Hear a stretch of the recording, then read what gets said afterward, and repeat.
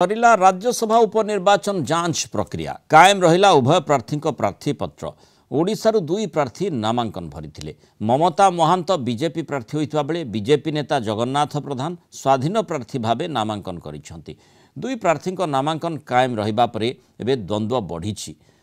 निर्वाचन हेब कि 27 तारिख प्रार्थीपत्र प्रत्याहार शेष दिन रही। या भितर स्वाधीन भावे नामांकन भरी जगन्नाथ प्रधान प्रार्थीपत्र प्रत्याहार करिनेबे कि सेपटे बीजेपी दलर श्रृंखला को नहीं प्रश्न उठे बीजेडी जो विधायकों समर्थन में द्वितीय प्रार्थी नामांकन कले से दलीय स्वीकृति थिला कि जदि से लगुच दलीय श्रृंखला भंग होइनी आमर किछि कहिबार नाही हेले सेमाने स्पष्ट करंतु जे द्वितीय प्रार्थी कौन पाई द्वितीय प्रार्थी एवं समर्थकों विरोध में कार्यानुष्ठान नेब कि बीजेपी जदि से माने स्पष्ट न करती ताहले धरी नेबु जे बीजेपी रे विश्वास और भरोसार संकट देखा देइछि। गोटे निर्वाचित सरकार जो निर्वाचित दल से माने इनसिक्योरिटी फील करछंती असुरक्षित मन करछंती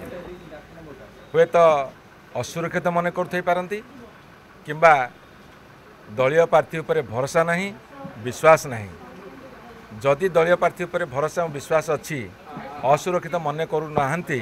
ताले द्वितीय प्रार्थी काहेकि देले एवं द्वितीय प्रार्थी जहाँ देले जदि से तांकर पुणी बीजेपी विधायक मान द्वारा समर्थित हो प्रार्थीपत्र दाखल करिसेंती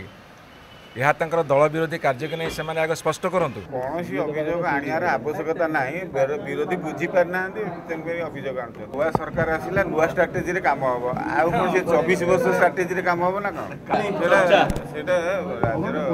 बड़ नेतृत्व पचार।